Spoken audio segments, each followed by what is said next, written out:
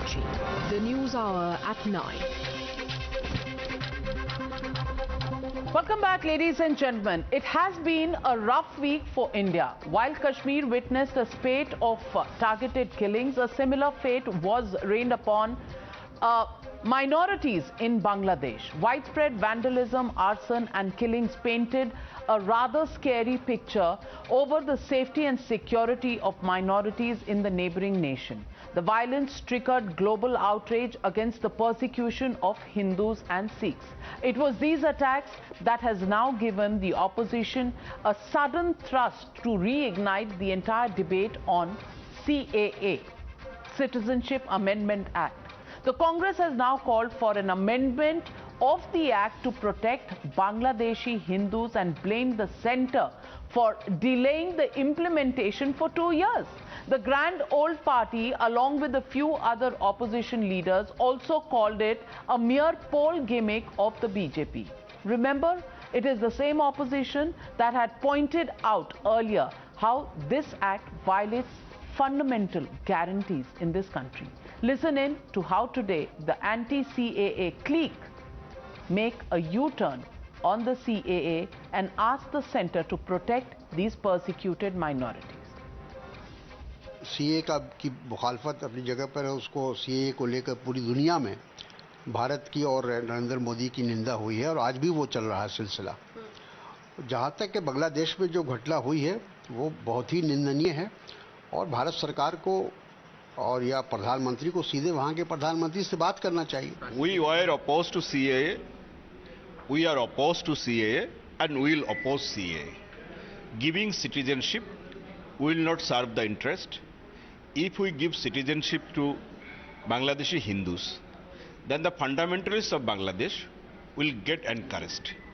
They will put more pressure and they will compel Hindu brothers and sisters of Bangladesh to leave their own country. To connect what is happening in Bangladesh with the CAA agitationists may not be right thing to do.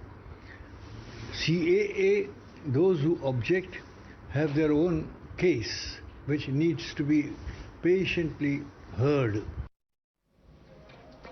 Well, the BJP, of course, sees this as vindication, but the opposition's complete U-turn brings me to the legitimate question tonight. Has Bangladesh hate truth hit home now? That's the question and the debate. CAA Shield, that's the hashtag and the debate coming up. You're watching the News Hour at 9. Debate number 2 on Times Now, Super Prime Time. And joining Gaurav Bhatia and Dr. Anand Ranganathan are Tausif Ahmed, political analyst, and Atikur Rahman, Islamic scholar, to whom is my first question. Atikur Rahman, such a lot of opposition to the CAA, and this was really meant for only 3 countries, Pakistan, Afghanistan and Bangladesh. And just when we see atrocities against minorities in these countries, which happen to be Hindus or Sikhs, you've seen their condition in Afghanistan, you've seen what's happened in Bangladesh. Everybody in India was up in arms that this was discriminatory. I want to ask you, where will these people go today when they face this kind of a backlash in their own country? There is no other Hindu majority country in the near neighborhood which can give them any sort of shelter. Do you think it was fair to oppose the CAA?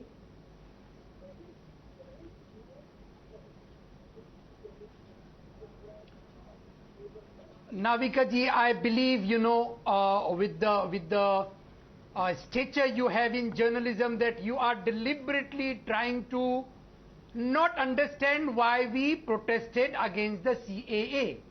Our protest to the CAA was never to tell the government not to bring the persecuted minorities, but include persecuted minorities without any religious identification. All persecuted minorities should be considered irreligious. without any religion, they should be airlifted by the government of India, be it CAA, within the CAA or without the CAA. I do not, understand what prevents the government of India today to send their planes there and evict the people from there. What prevents them?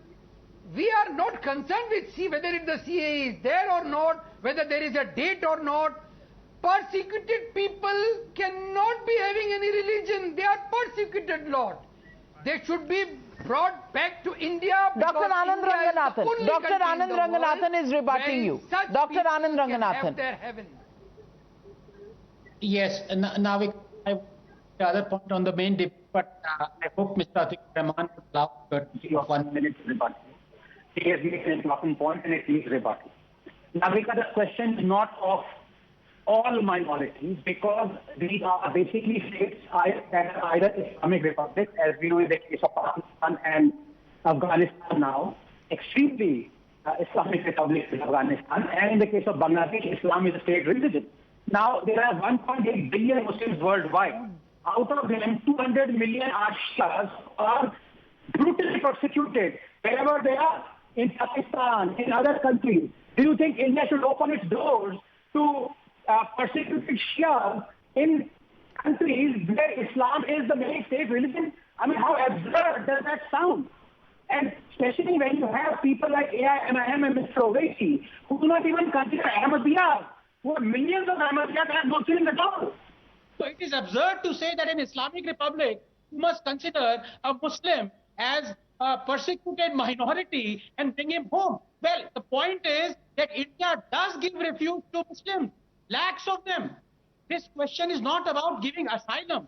This is a question about removing the painful relic of the partition, giving citizenship to the persecuted minorities who were there, who are stuck there through painful partition, who had survived that, who survived the destruction and then genocide of Bangladesh 1970-71.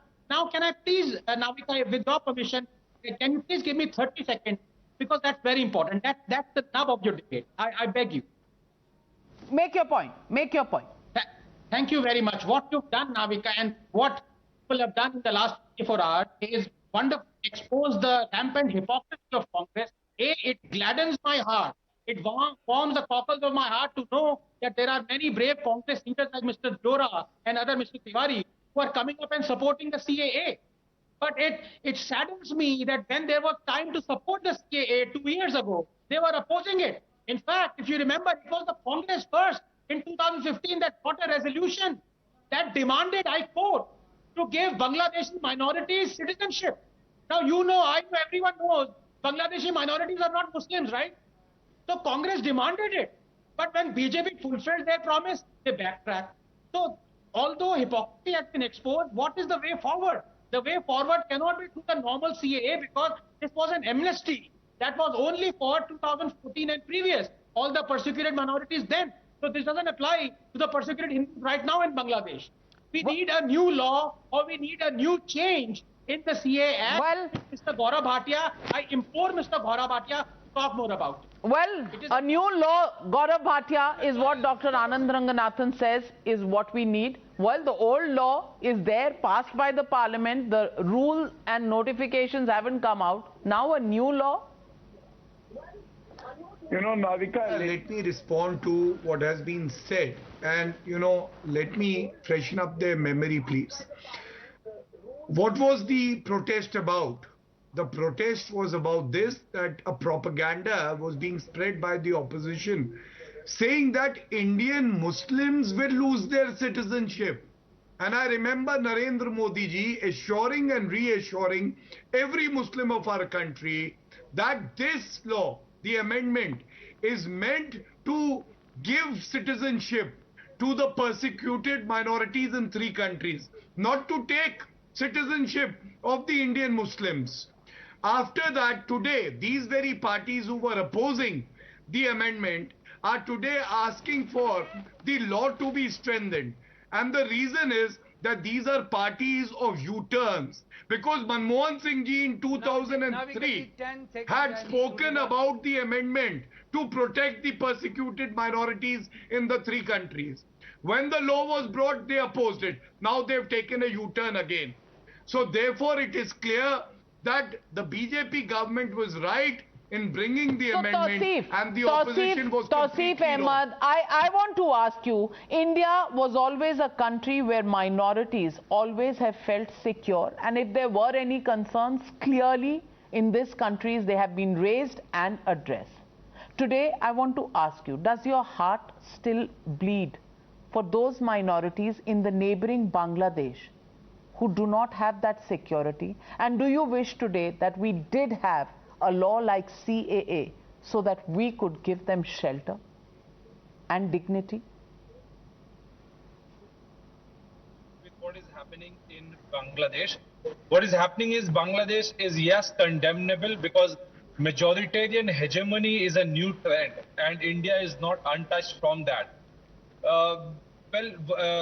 As at least Bangladesh Prime Minister has acknowledged and condemned and assured the people of Bangladesh that people involved behind this violence will be brought to task, which is missing in our country.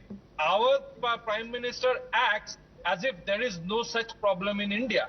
Despite, as early as in 2018, Supreme Court had advised the central government as well as state government to pass an anti-lynching law based on the violence against their percentage in Bangladesh has gone down, whereas in India percentage has gone down because of the immigration. Don't compare it with Bangladesh. Because of the immigration, if you see how many the percentage of no, are you aware? Hindus migrating from Bangladesh and rehabilitated in India. In West Bengal, in Delhi, ladies and gentlemen, I only want to end, just for paucity of time, by saying one fact. Minorities, wherever they are, need to be protected. So let's not have different standards for minorities in India and minorities in our neighboring countries like Afghanistan, Pakistan and Bangladesh, where minorities are equal to Hindus, Sikhs and maybe just a few other religions. Why have different yardsticks for different people? That's the question. Thank you very much, gentlemen, for joining me on the News Hour tonight. Good night. I'll see you tomorrow.